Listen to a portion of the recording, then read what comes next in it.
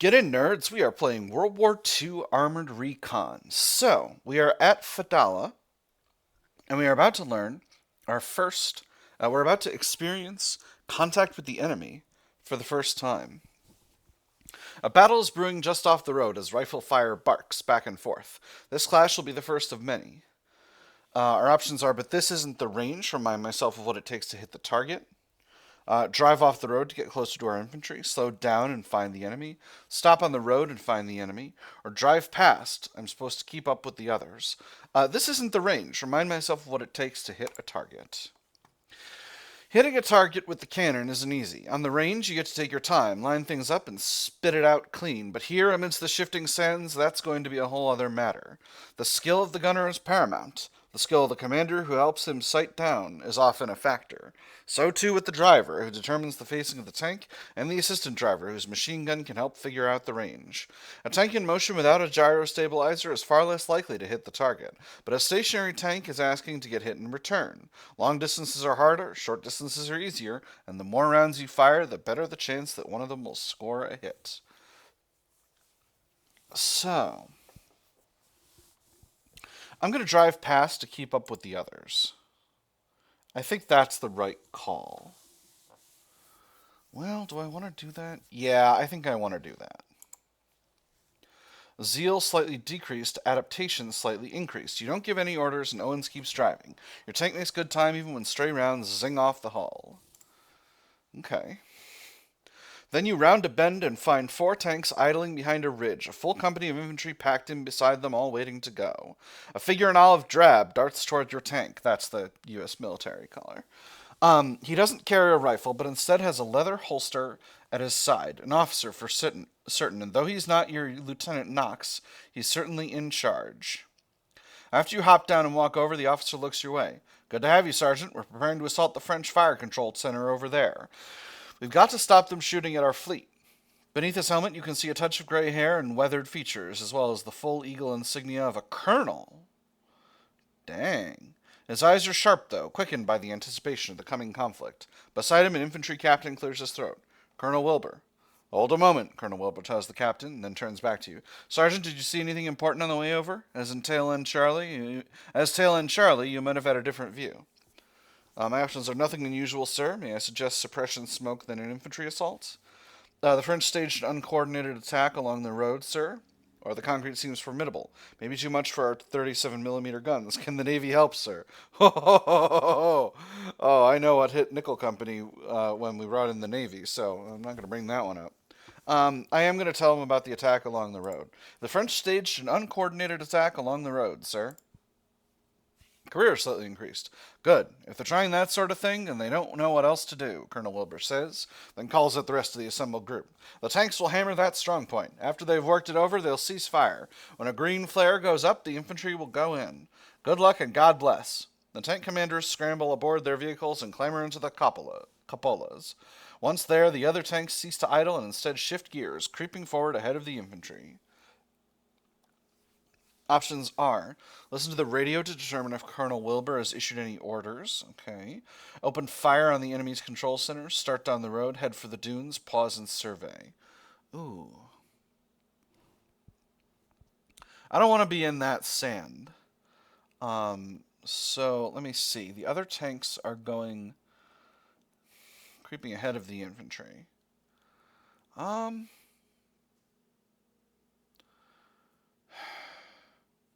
So the thing is, the tanks have heavy machine guns here, and while a Stuart can handle a stray 50 caliber round or two without a problem, but if I get focus fired by a couple of heavy machine guns, that could be actually a problem for me.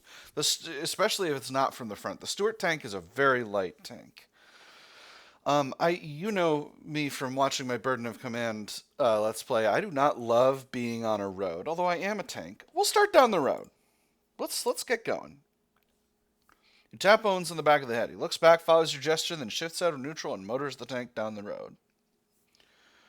Okay. Nothing's happening yet. So I'll order the tank to halt. I'll pause and survey. Is that wise? I'm going to take a look around. Two of the tanks split off and head for their eyes. The others clatter straight down the road. All right. We're going to halt the tank because shooting while halted isn't. Shooting while moving is not great. You tap Owen's shoulder and he shifts into neutral before pulling back on both steering levers to bring the tank to a halt. Open fire on the enemy's control center. Mendoza takes aim. The distance to the concrete tower isn't too far and he doesn't have to elevate the barrel at all. This is a concrete tower. What are we shooting, boss? HE or AP? Armor piercing, let's blow through that concrete. High explosive, we can't penetrate, but we can rattle their cage. That's a good question. Do I have the necessary firepower here to bust through it at all? Or am I really better just throwing explosive rounds? That's a good question. It's a very good question.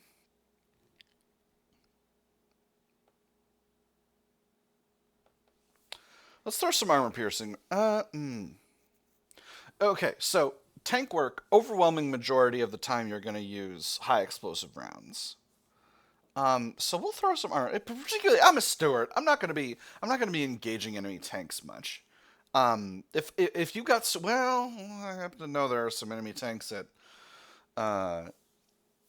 Casablanca that will that I will want to have armor piercing rounds available for. So this is a hard target. I'm not going to overthink this. There's a hard target. I've got armor piercing rounds. Let's shoot them. Maybe, Mendoza says, our pop gun isn't like what the Navy uses for cracking skulls. The round carves into the right side of the tower, shattering an edge into a puff of masonry. The infantry moves toward the rushes, squad by squad, like an olive drab inchworm. Okay, infantry's moving out. I'm going to advance.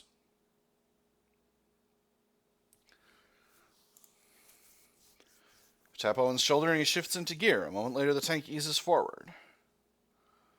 I'm going to listen to the radio, see if Wilbur has said anything. You press your ear against the radio receiver, but nothing like Colonel Wilbur's voice can be heard above the din. Sorry, I should be reading these out more. Let's halt the tank. Let's pause and survey. The lead tank on the Doom maneuvers to leave the height, but the sand shifts under its treads. With an agonizing slowness, it slides down the side, tumbles, and finally flips over. Okay. Halt the tank.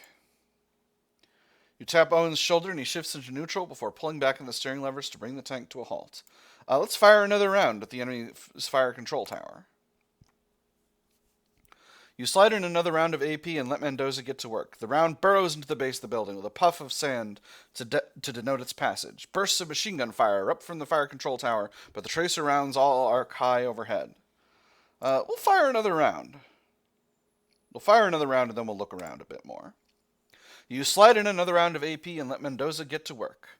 The round slams high against the tower, ripping off a chunk of the roof. On a nearby dune, an American BAR team sets up shop for enfilading fire on the tower. We'll pause and survey for a second. A bright green flare suddenly burns back the remnants of night. The infantry attack is about to commence. Leadership slightly increased. Commander XP very slightly increased. Scroll down here. A bright green flare launches itself from the cupola of Lieutenant Knox's tank. The infantry have their signal to attack. From your position on the road, you watch as those soldiers surge forward until they reach a position beyond which cover is no longer an option. A low seawall. The French have cut down all the grass and smoothed the sand, creating a flat expanse for 200 yards around the fire control tower. Barbed wire has been strung at various points ahead of a series of trenches. In those cuts, you can see French infantry in their khaki-crested helmets. Meanwhile, enemy machine gun fire puffs into sand and zing off stone near where A Company hunkers down. Their officers and sergeants hurry from group to group, preparing for the crossing of open ground. One particularly bold figure disdains the prospect of a bullet and walks upright between his squads as if out for a morning stroll. A call rises up, and all the way down the American line, infantrymen slide their bayonets free of sheaths and affix them to the end of their rifles. Stand up in the cupola and use that machine gun while Mendoza fires the coaxial. Use the coaxial MG to cover the infantry from the safety of the turret. We should get closer first. I'm pretty close. I advanced twice. Timing is everything with this stuff. The enemy's machine guns shot over me, so I've clearly got sufficient range.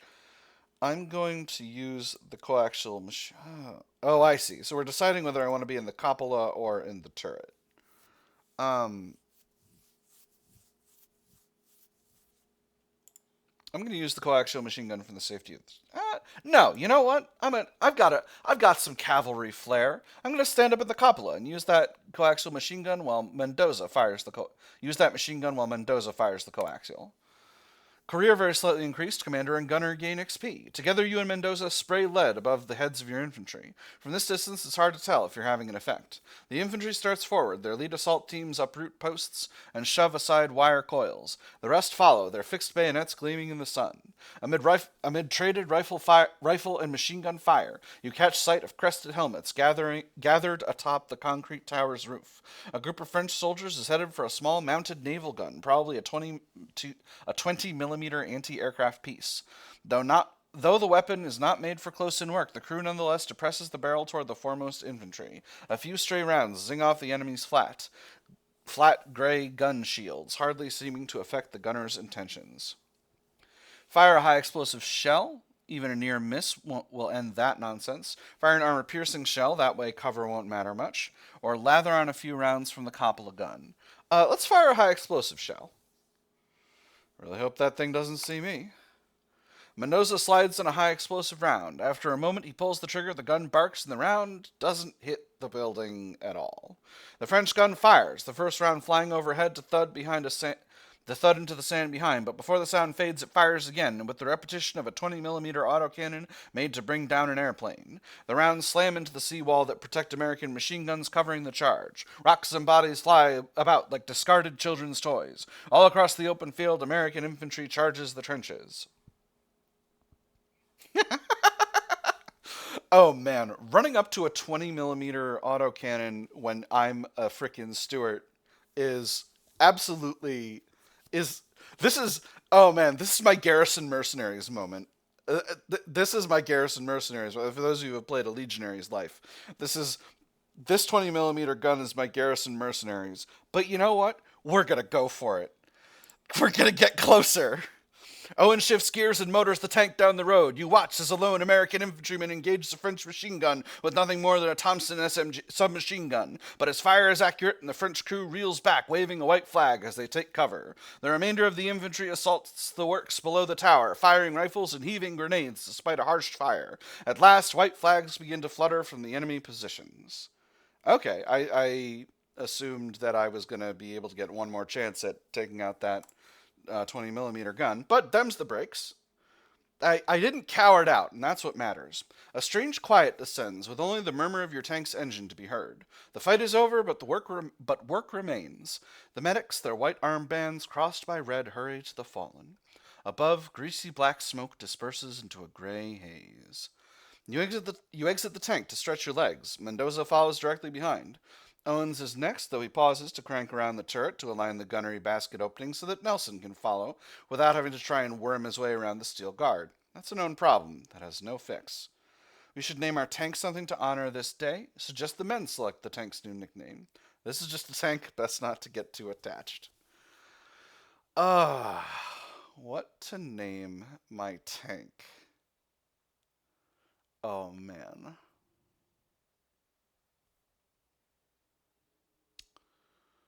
What to name my tank? Something patriotic.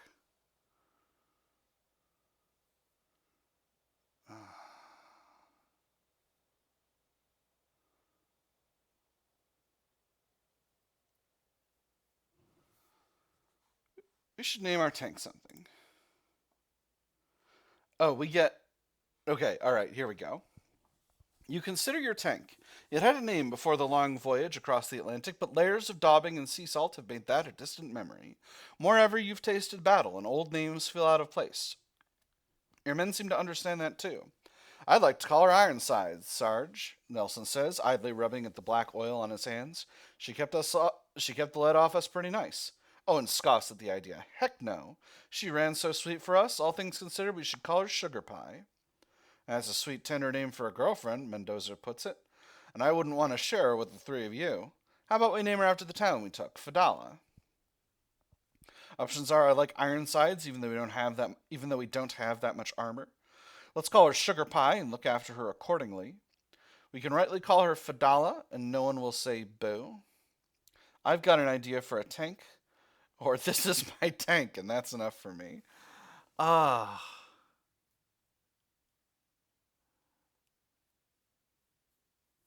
Oh man. I think I actually have the perfect name for this tank. I've got my own idea for a name. We are going to name this tank Ulysses, after President of the United States Ulysses S. Grant. You retrieve a length of target chalk. With a few firm strokes, you write the name on the side of the turret. It stands out nicely and should last until you can paint it on permanently. A familiar clatter rises up as one of the other tanks opens its hatch. Lieutenant Knox, a wiry strip of a man and your officer, hops out of his tank's cupola. He kicks up a load of sand as he strides closer. You made good time, Sergeant, he calls over as he nears the Ulysses. How do we do, LT? I had to bypass some doughboys who were in trouble. There's an infantry platoon that may not be happy with me. um, mm. How? This is his business. I'm just a sergeant, so this is his business. How do we do, LT? Doctrine and career very slightly increased. We're both alive. We got 4 out of 5 tanks, and no one died in that fifth, Lieutenant Knox notes. So not a bad start, all considering. Not a bad start, considering. In the distance, the American fleet continues to pummel the now silent coastal guns. The Navy is a little late to the party and not bringing anything anyone wants up close. The infantry starts to clear out the tower, no doubt hoping like hell that the Navy won't switch targets. The French that spill out are sent to carry the wounded off the sand, all parties making for the greater safety of the seawall. We staying or going, Sarge? Owens calls from atop your tank. We don't have much juice for idling. You look to Knox. He gives you the nod and then calls out to the entire platoon, signaling with his hands for those far away. Cool them down. Even if we had orders, we're not going anywhere without gas. The two of you then watch Owens hop back into the tank. Afterward, Knox returns his gaze to you. Tend to your tank and your crew, Sergeant. We've got to be ready to move when called upon. With that, he heads off to his crew and his tank, the Chicago style. Ah, nice.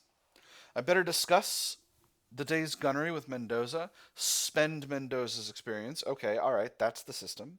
Nelson didn't get to do much, but he'll have an unbiased eye to events. Spend Nelson's experience. Wait for Owens to finish up first. Take a moment to consider all that's gone on in the last 3 hours. Spend your experience. Okay.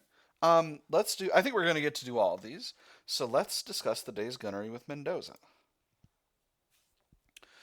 With his leather tanker's helmet off and chewing a wad of gum, Mendoza looks like he doesn't have a care in the world as he leans against the hull of the Ulysses. And seeing how he's unlikely to be firing the 37mm cannon anytime soon, maybe he doesn't. But you've needed his help with the tank several times today, and you need to know he's okay.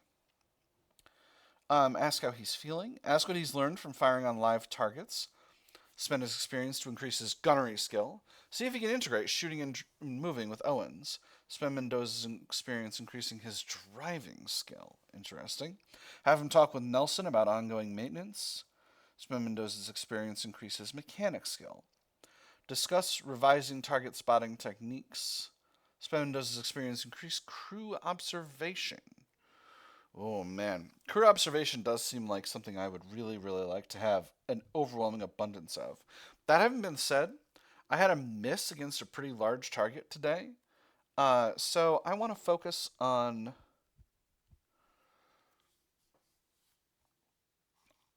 We got a little downtime. I'm going to have a little chat with the man. How are you feeling?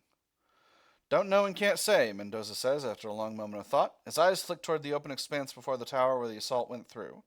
At first I saw all those poncho infantry huddling at the wall, and then I saw them go across without even a bit of steel between them and the bullets. Can I be that brave? Don't know, but maybe that's something. I'm going to ask what he's learned from firing on live targets. There's never enough time, Mendoza says, then pauses to pluck the wad of chewing gum from his mouth. Everything's moving around, even if we're sitting still. Guess that makes sense, but this was my first time firing when not on the range. Mendoza increases his gunnery skill. Excellent. Eventually, the talking, mostly from you, of course, dwindles down, and you realize that while there is much to discuss, it will have to wait a while. The tank revs up for a few seconds to burn off any pooling oil, then shuts down with a soft ping of cooling metal. Moments later, Owens pops back out of the hatch. Nelson needs to chat. It's been Nelson's experience. Nelson takes a seat on a jet of stone and places a tin can off to one side. With an expert flair, he spits the last of his chewing tobacco in it. That done, he removes his leather tanker's helmet and glances back at you. Hell of a first day, Sarge. He's obviously being flip about it, and given that he didn't do too much more than watch. Options are ask how he's feeling, discuss desert maintenance, spend Nelson's experience, increase his mechanic skill, ask him how the bow MG worked, spend Nelson's experience, increase his gunnery skill, ask him if he can help Owens out somehow, spend Nelson's experience, increase his driving skill, discuss various limitations, which increases crew observation by spending his experience, and then this whole war might well roll off Nelson's back. To start with, I'm going to put all their points into the thing they're focused on, and we'll focus on distributing backup skills later on. So let's discuss desert maintenance. Well, first I'll ask how he's feeling. Fine, just fine, Nelson says as he glances skyward. We got to the battle in time, did our part, and now we get to relax. That's a good day. Nelson's got a good head on his shoulders. Discuss desert maintenance. Oh, we'll have plenty of work, Nelson says as he glances back at the tank. Between the salt and the sand, we'll have to scrub every filter and replace the oil, too. And don't get me started on the treads. He scoops up a handful of sand in which there are numerous little rocks. It only takes a few of these to throw a track. He increases his mechanic skill. The two of you talk and talk until you realize the time for this kind of gabbing is not now. Maybe in the morning when a new day dawns. I should talk to Owens.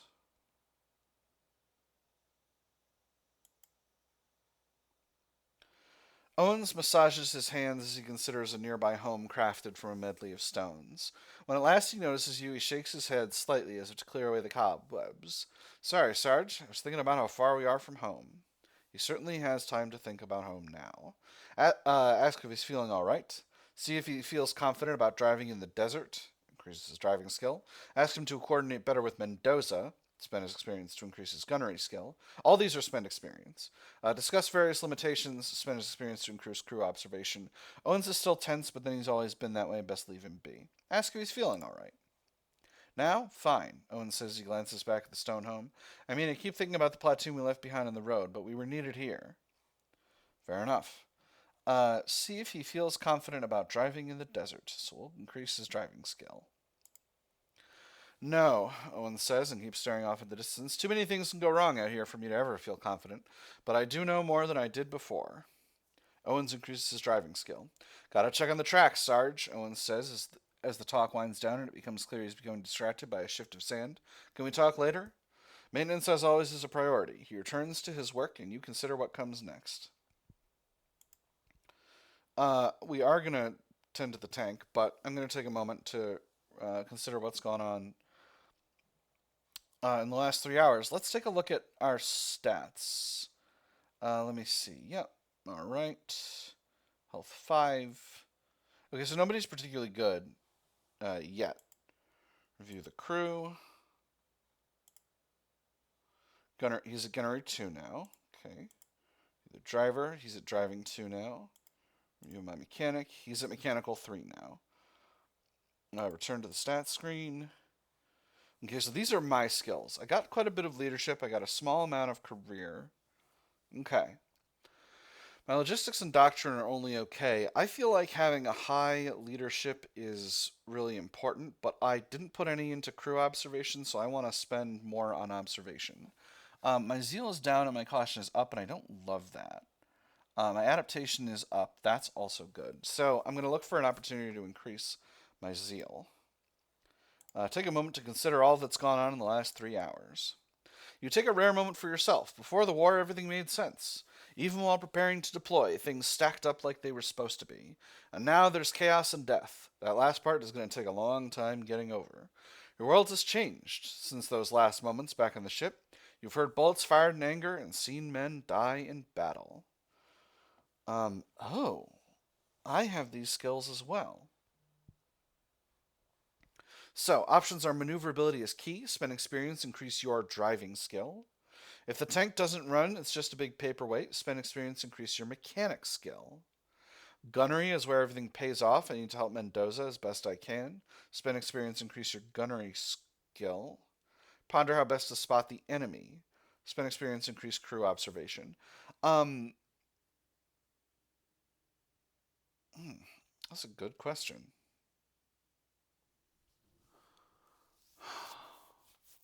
Because I'm the commander. I'm going to focus on crew observation. Ponder best how to spot the enemy. Back in training, every effort was made to make sure there were no casualties during field exercises. Riflemen didn't fire rifles except at designated ranges, and there were always umpires around to stop the action and sort things out. There is absolutely none of that here. Finding the enemy is the first part to engaging them directly, without suffering heavy casualties before things even get heated. And the best way to see that is by sticking your head out and seeing what you can see. Crew observation increases slightly. Okay, same set of options. I'm going to increase my gunnery. Next. The tank has a lot of firepower, which is useful only if you can hit the target. Alright, I've still got some experience. Let's increase maneuverability.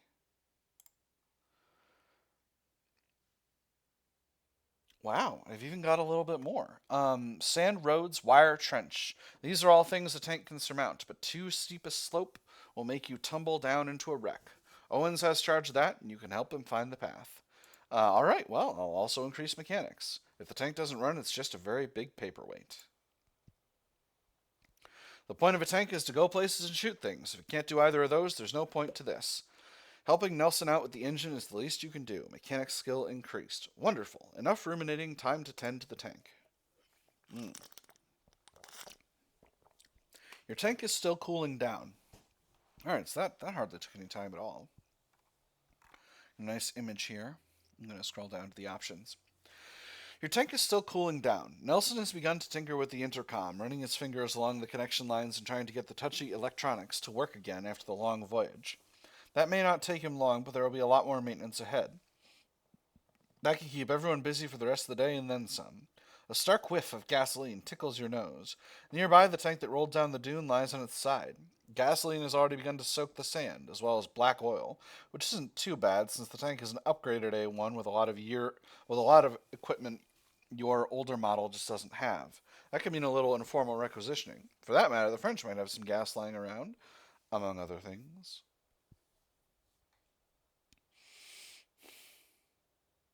Interesting. So my options here are focus on maintaining my own tank, cannibalize the other American tank, or search the French tower for supplies.